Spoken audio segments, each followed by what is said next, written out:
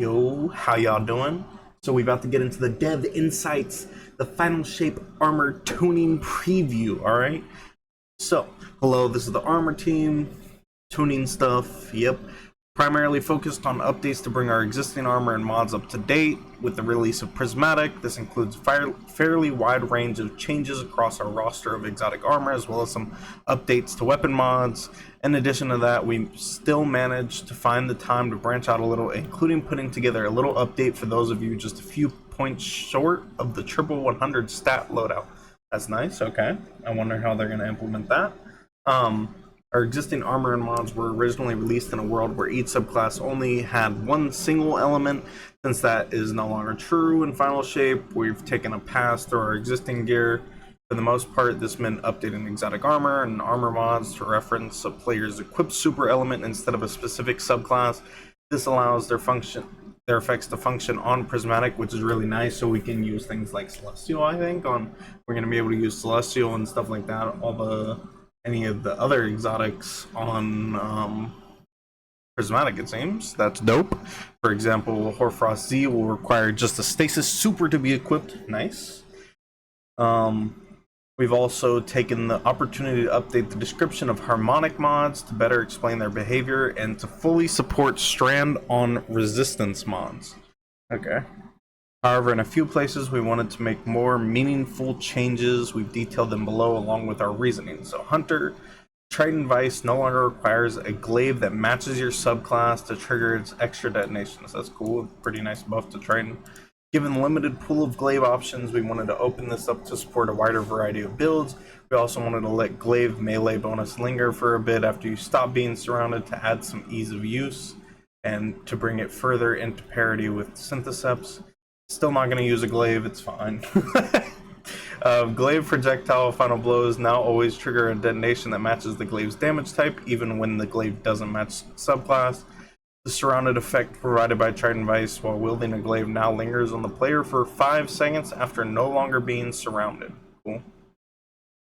Dragon Shadow has been updated to trigger its effects when you use Ensnaring Slam and the new Ascension Arc aspect, opening up more build crafting combinations. That'll be interesting, being able to get that more useful other than just for damage rotations. Bow Tracer now grants the bonus in damage and inflicts on a target to weapons. The damage type also matches that of the ability used to damage that target. Instead of always matching your equipped subclass with Prismatic, you can apply a variety of different damage elements with your abilities, and this change allows Bow Tracer to buff multiple different weapon damage types instead of just the one that matches your subclass or super element. Nice, okay. We wanted to add an additional benefit to 6th Coyote along with Armamentarium for Titans, since otherwise the Spirit of Coyote perk on the new exotic class items would have granted the same benefits. Yeah, we took inspiration from Claws and added the ability for the 6th Coyote to create orbs from final blows after using your class ability. So it's similar to the mod that you can get anyway. This is implemented as the exotic, granting a free copy of the Reaper armor mod. That's what it is. Renewal Grass has been updated to grant Frost Armor Stasis keyword instead of a bespoke damage reduction. On entering your dusk field volume, you and allies gain a stack of Frost Armor. That's really nice. About every 0.9 seconds, an additional stack of Frost Armor is granted, resetting your timer. Very nice. Star Eaters has always been a strong exotic, but after the Lightfall changes to armor mods, Orbs of Power are much easier to come by. We want to adjust Star Eater to balance the effort required to gain its powerful effects. On top of this, we're making a change regarding its efficiency when paired with multiple players running Golden Gun to reduce its potential for fire teams to loop supers indefinitely. Increase the required to grant maximum benefits from 4 to 6. That kind of hurts a bit. That hurts a bit, okay. Reduced increased super energy gained per orb of power when the Golden Gun is equipped from 2% down to 5%. Damn. Okay, so they're not chaining Golden Gun anymore. They already covered that yesterday, but that's a fucking big ass nerf. We updated Ursa to improve the new void aspect Unbreakable in addition to its previous effects. Now provides increased movement speed while guarding with Unbreakable. Also grants super energy for Guardian with Unbreakable. This energy scales based on the amount of incoming damage the shield absorbs. That's interesting. Okay, pretty cool. Eternal Warrior no longer requires an arc subclass for arc final blows to grant its escalating arc weapon damage bonus. This allows it to synergize with Prismatic. Its behavior related to Fist of Havoc is unchanged. Like the 6 Coyote above, Armamentarium was updated with an additional benefit beyond granting a second grenade charge. It now creates orbs of power from grenade final blows. That's fine. Just the firepower armor mod for free. Yep. Khepri's was feeling lackluster in many situations, so we increased the potency of its Solar Blast. It increased the damage by 100%. Huge buff for that. Solar Blast now scorches each time it hits a target instead of scorching once. Now benefits from the Ember of Eruption and Ashes. Oh, that's nice. Plus 15 scorch in PvP, plus 30 scorch in... Pretty good. Coil buffs in the HUD could easily crowd out other important information. We felt that it could be less verbose in its HUD feedback. Okay, so it just... they're consolidating it. Syntheseps is an exotic all about thick group of enemies. Its effects are potent, reduce the amount of time that bionic enhancement lingers after no longer being surrounded for 8 to 5 seconds. This duration is now visible as a timer on the buff. That's nice. Nice timer. We always love to see visible timers, and with the new changes, it will actually be a lot easier to see it in comparison to all your other buffs because they're changing the HUD. Thank fucking God. Severance Enclosure is a particularly noisy exotic when it comes to its effects blasting enemies around the battlefield. We wanted to alleviate some noise. Okay, so it now requires line of sight to damage enemies. Also reduce knockback intensity, which will now launch enemies more consistently vertically. Okay. Warlock Mental Battle Harmony now grants super energy ranging between 1.5 and 4.5 depending on the target type killed. Okay, that's nice. That's a nice buff. Remove the 2-second cooldown for the perks activation. That's really nice too. It's gonna be kind of like busted, but yeah. Ballador's Wrathweavers have been updated to the new stasis thing. Frost Armor. Activating your Rift grants you and nearby allies the maximum Frost Armor stacks when Frost Pulse is equipped. Activating your Winter's Wrath Shatter attack grants nearby allies Frost Armor. When your Winter's Wrath ends, you gain maximum stacks of Frost Armor. Second Filament's Empowering Rift will now reset a player's existing Devour buff duration back to 11 seconds when they enter it, in addition to its previous behavior. Okay. Verity's Brow now requires final blows with a weapon matching your grenade's damage type instead of one matching your equipped subclass. This better supports using it on the prismatic subclass, so it's not a big change for it. You're pretty much still going to be doing the same thing. Sunburst has seen quite a bit of time in the sun this season. We wanted to bring down some of its extreme potency and crowd control, while also tackling the visual noise it produces on the battlefield. However, we didn't want to remove its core identity of blanketing the battlefield in solar light. So reduce the increased solar grenade duration, so it only extends it by 2 seconds now, and reduce its increased grenade recharge rate to allow a max of 4 grenades while the effect is active, down from 5. Okay. That's a nerf, but it's not going to hurt it so bad that it makes a difference. It resulted in far more heavy than... Okay, so they're fixing that. Multiple players using Cenotaph can no longer trigger its effect using a single enemy target. Cenotaph target locked visual marker is now hidden for the exotic's wearer and only appears to the allies. That's... okay. It didn't bother me having it on my ally, or on my screen, but I don't know. The term powered melee was always intended to mean spending a melee charge. However, subclass elements like combination blow or knockout would allow players to circumvent this cost. This makes it difficult to balance the potency of effects that require a powered melee, especially across all classes and subclasses. We want to standardize this better across the sandbox. We are starting by updating Severance, Enclosure, and Assassin's Cow to only trigger their effects when a player spins a melee charge or uses a finisher to get a final blow. That's a pretty huge nerf to Hunters on Assassin's Cow for Arc. I use Liars anyway because I like Liars more. But pretty huge nerf to Assassin's Cowl Crutches. Um, we plan on rolling this type of change out to more content that triggers powered melee in future updates. I mean, it's not like we're not using our melee. It's not our fault that you designed the melee to be not consumed all the time, because it doesn't always get consumed. So, we'll tell you later.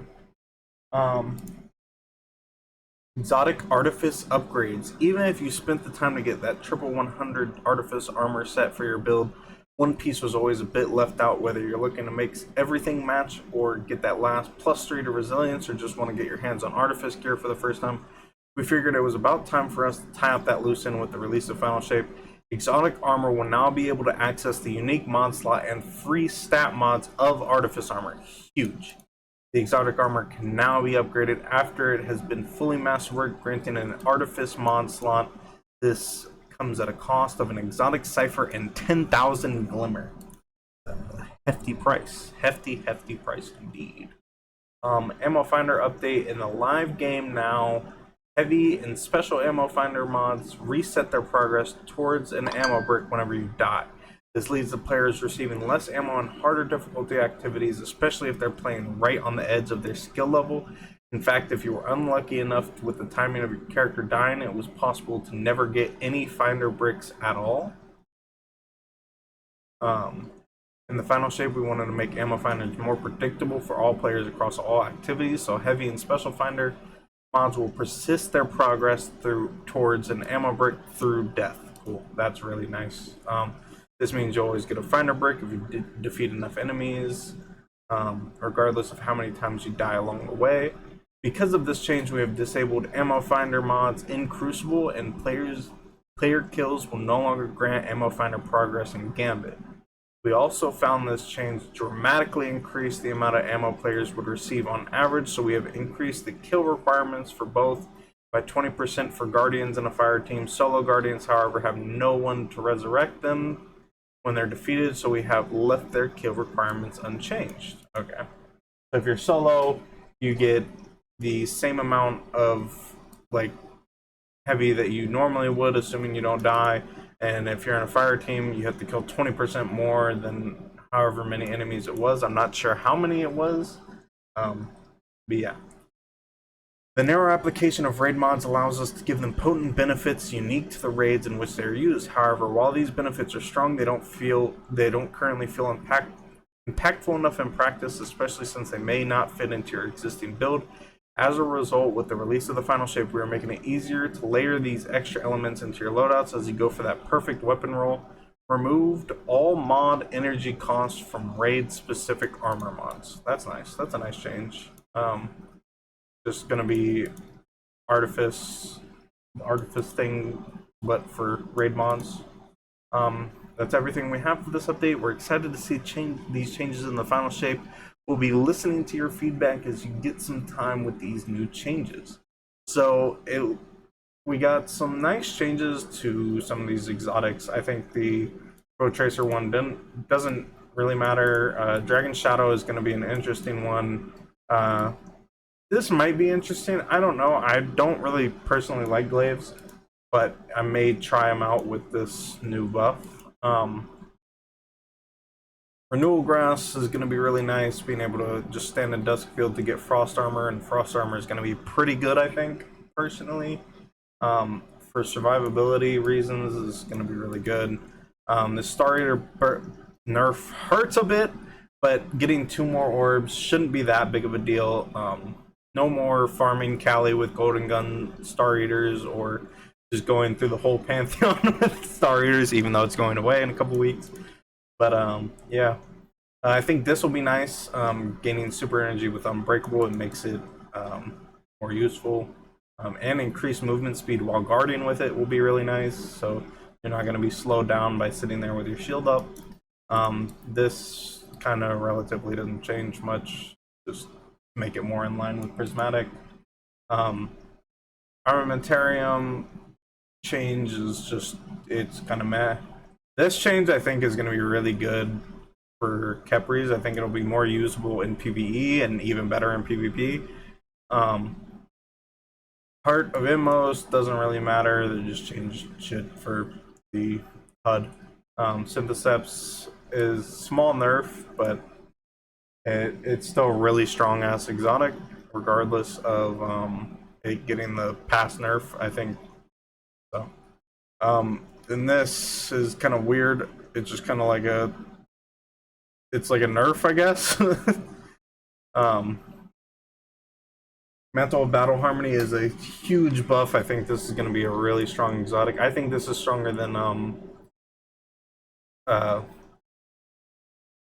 Phoenix Protocol now. Honestly, I think it can be, or at least it can be stronger than Phoenix Protocol. I already like Mantle a bit more than Phoenix, if I'm being honest. But Validorus, this is going to be nice with the Frost Armor. It actually makes these semi-usable, other than just for damage, because that's what a lot of people were using them for, is just damage. But I really haven't seen much of them. I think Osmiomancy gauntlets are still going to be better, but I mean, this is pretty cool. Kind of gives you more Devour whenever you walk into it. Doesn't matter. Sunbracer's nerf, not huge, but it should be fine. I don't like this nerf, but it is what it is. And then this is going to be great, I think. I'm ready to be able to get my triple 100s way easier with this shit. But, yeah, let me know your thoughts on this, guys. I will catch you later. Peace!